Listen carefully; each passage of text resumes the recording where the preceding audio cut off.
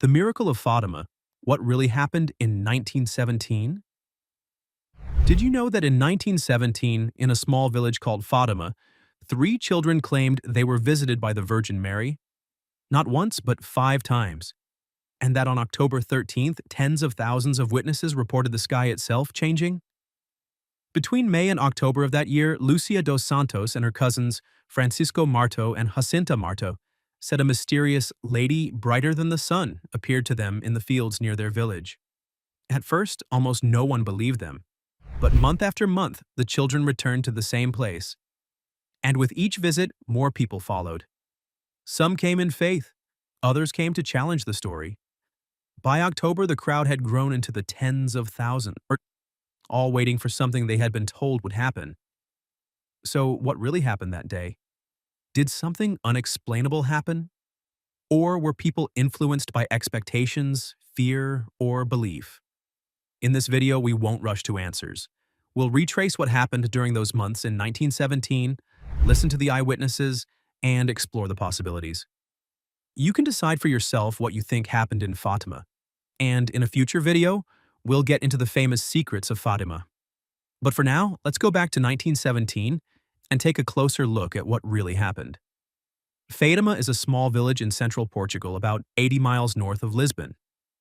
Back in 1917, it was a pretty remote place. Rocky, dry, and mostly farmland. The visions took place in a large pasture called the Cova da Iria, which belonged to Lucia's family. It was the kind of place where sheep roamed freely, and families grew simple crops like maize and vegetables. And there was a lot of chaos happening in the world at that time. Europe was in the middle of World War I, and Portugal had even sent soldiers to fight in France. On top of that, things at home weren't exactly peaceful either. Portugal had become a republic a few years earlier in 1910, after the monarchy fell. The new government didn't like the church much. They wanted to weaken its influence, take over church property, and even exile priests. So for ordinary religious people living in villages like Fatima, these years were tense. They were deeply devout, but the government was pushing hard to modernize the country and move away from tradition. Into this tense world came the three children who would become the center of it all. Lucia dos Santos, the oldest at 10, was the youngest of 7 siblings. People said she was bright, cheerful, and had a kind of inner light to her, even if she didn't stand out physically. Her cousins Francisco, who was 9, and Jacinta, 7, came from a nearby village called Aljustrel. All three were poor shepherd children, spending their days looking after sheep and helping their families on the land. The three had very different personalities. Lucia was the natural leader. Francisco was quiet, thoughtful, and loved music. He could see the lady too, but he reportedly never heard her speak. Jacinta was lively and affectionate, but after one vision of what she described as hell, she became deeply serious, spending much of her time praying and thinking about the sins of the world. Before the famous 1917 apparitions, the children had already experienced something unusual. In 1916, they reported seeing an angel on 3 separate occasions. They kept those visits secret at the time, and the details only came out later in Lucia's memoirs. The children's experiences didn't go unnoticed by the authorities either. Curious officials questioned them, trying to figure out if this was real or just a bit of mischief. But the children stuck to their story, repeating what they had seen and heard, even when it made things difficult for them. Now let's walk through the timeline of what the children reported, month by month. It all started on May 13th. Lucia, Francisco, and Jacinta were out near the Cova da Iria when they said they saw a flash of lightning and then a lady, brighter than the sun, standing above a small oak tree. She asked the children to come back on the 13th of each month for the next 6 months, and to pray the rosary daily for peace in the world. By June 13th, 1917, word had started to spread, and about 50 people had gathered to watch. During this visit, the lady told the children that Francisco and Jacinta would die young, while Lucia would live longer to spread devotion to her immaculate heart. She also encouraged them to learn to read. On July 13th, the crowd had grown dramatically, somewhere between 2,000 and 5,000 people. During this visit, the children saw a vision of hell and were given a 3-part secret. Lucia asked for a sign so people would believe them, and the lady promised that a miracle would happen in October. August 13th was unusual. The children had been detained by the local administrator and taken to the town of Urem for questioning. Even though they weren't at the Cova da Iria, tens of thousands of people, between 15,000 and 18,000, claimed to witness strange phenomena. Some reported a small white cloud over the tree and unusual changes in the color of the sky. After their release, the lady appeared to the children again on August 19th at a nearby location called Valinhos. By September 13th, public interest was enormous. About 30,000 people came to see what might happen. Witnesses reported a luminous globe of light moving across the sky, with white petals falling that vanished before hitting the ground. The excitement was building for the promised miracle the following month. And then came October 13th, the day that became known as the Miracle of the Sun. The day started with heavy rain. But somehow, tens of thousands of people, estimates range from 30,000 to 100,000, showed up anyway. As the children began to pray, Lucia cried out, "Look at the sun!" Witnesses said that the rain stopped immediately, the clouds parted, and the sun appeared as a kind of silver disk that people could look at directly. Many described the sun spinning like a wheel of fire, shooting rays of multicolored light across the landscape, the clouds, and even the people themselves. At one point, it appeared to fall toward the earth in a zigzag pattern, making the crowd panic and fall to their knees. Another remarkable detail many reported was that their wet clothes and the muddy ground dried almost instantly during the 10-minute event. Meanwhile, the children saw visions in the sky.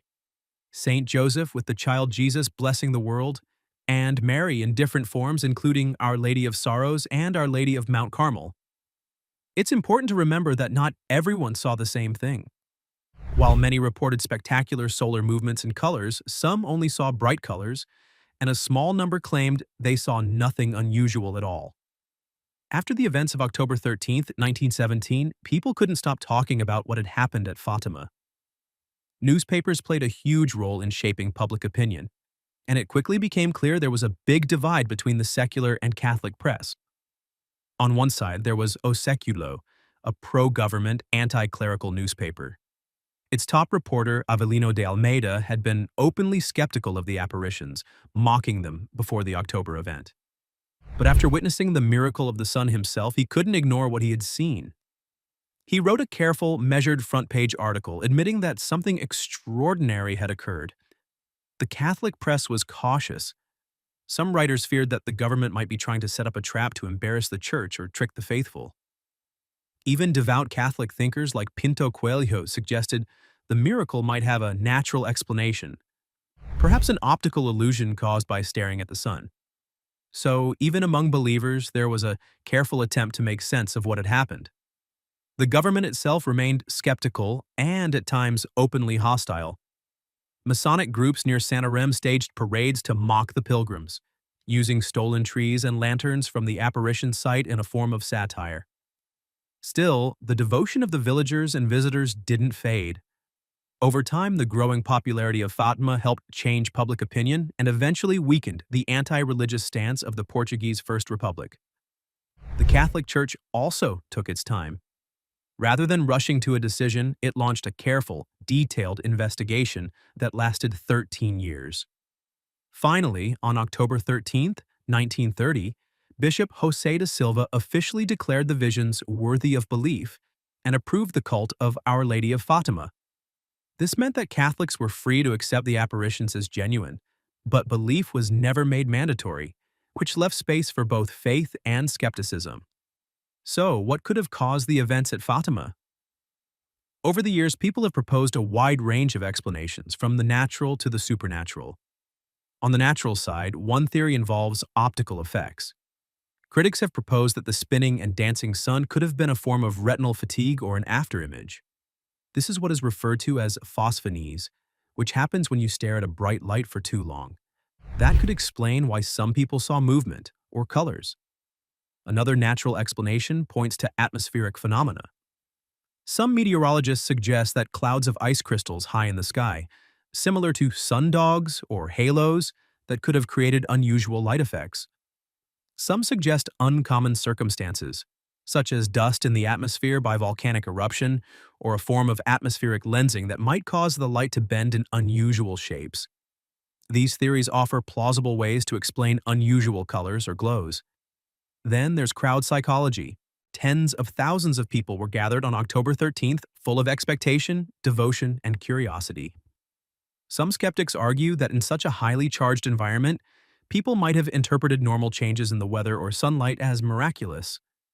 A hole in the clouds, a burst of colors in a rainbow, or even exchanging neighborly tales would have enhanced the feeling that something unusual was occurring.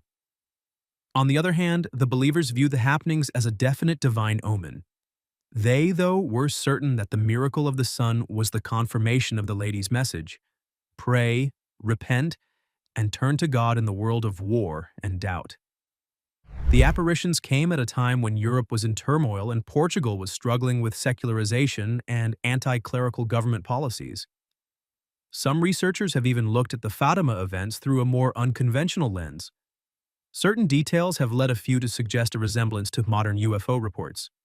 In this view, Fatima could be seen as a high-profile, close encounter, interpreted through a religious framework. What's striking is that no single explanation captures everything.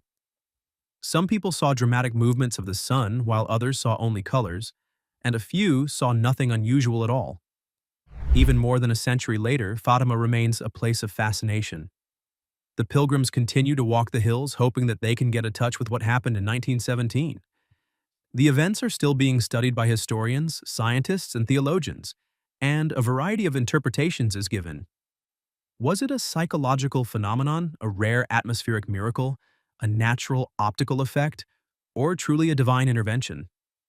The truth may never be fully known. So, what do you think?